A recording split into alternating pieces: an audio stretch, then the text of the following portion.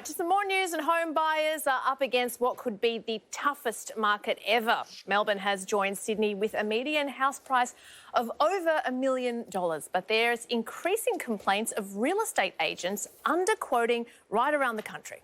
We're on wait 1.7. Where do we go from here, though? 1.8, 1.9. After 2020's crash that never came, 2021's property market seems to be headed for the moon. 3.5 is a good start. 3.6. So far this year, property prices have climbed faster than they have in decades. 3.9, thank you, good. And with interest rates as low as they've ever been and few houses for buyers to choose from, it's not about to slow down. This is the toughest market for buyers that I have ever experienced, and I've been around for a long time, but we are really in the eye of a perfect storm. But skyrocketing prices aren't the only obstacle for buyers. Complaints about real estate agents underquoting are on the rise. David Llewellyn-Smith's been observing Aussie property for years.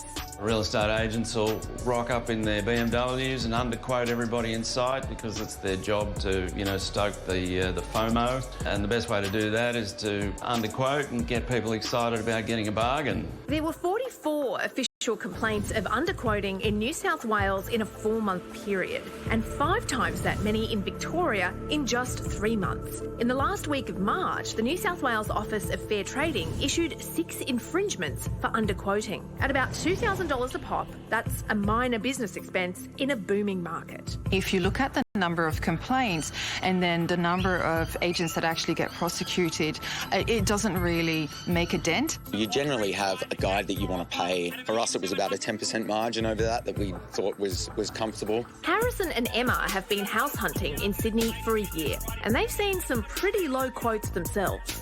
But when things go for 30, 40% above, you're cutting out a huge part of the market, particularly a young couple looking to have a family. It can be really tough. Georgie Swallows is one of the lucky ones. He just bought his first home after a 2.5-year search. Oh, it's a massive sense of relief.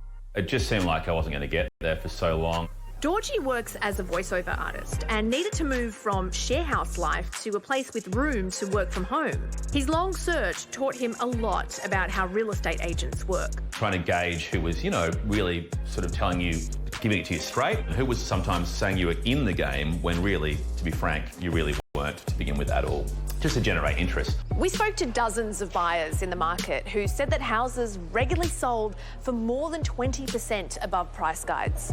Underquoting is notoriously difficult to prove, but Georgie saw at least one underquoted home. They were putting like 650 as the buyer's guide, and it was clearly going to go for, I thought, minimum 750. And I just said that to the agent. I was like, well, 720, is that going to be anywhere near it? He goes, that will definitely be right near it. I went to the auction, and of course it went for like mid-8s.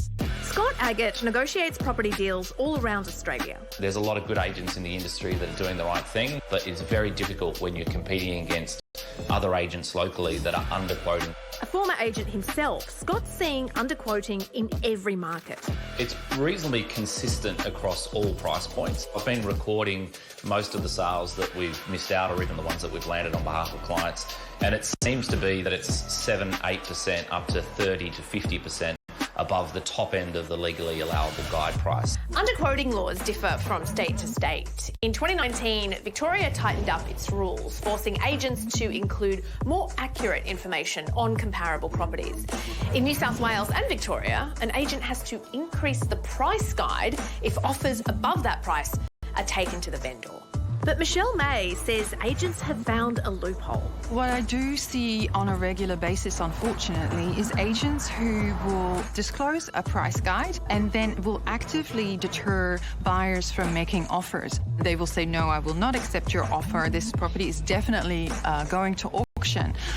In some ways, this is a way to not have to increase the guide and alerting other buyers out there that the interest has gone beyond what they initially quoted. The Real Estate Institute of New South Wales told us allegations of underquoting increase in a hot market and cease to be a problem in a stable market.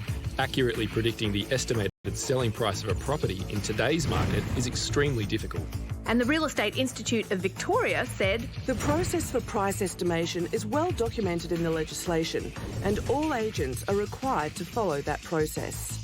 But removing underquoting from the equation entirely that could be pretty tricky. It's difficult to pin real estate agents down. There have been various attempts and some prosecutions of agents that have done it, but it is very difficult to do. I think if agents tell you they don't have a clue what a property's going to sell for, or they've got no control of what the buyers are going to spend in this hot market, I call BS on that. Ladies and gentlemen, put your hands together. Sold!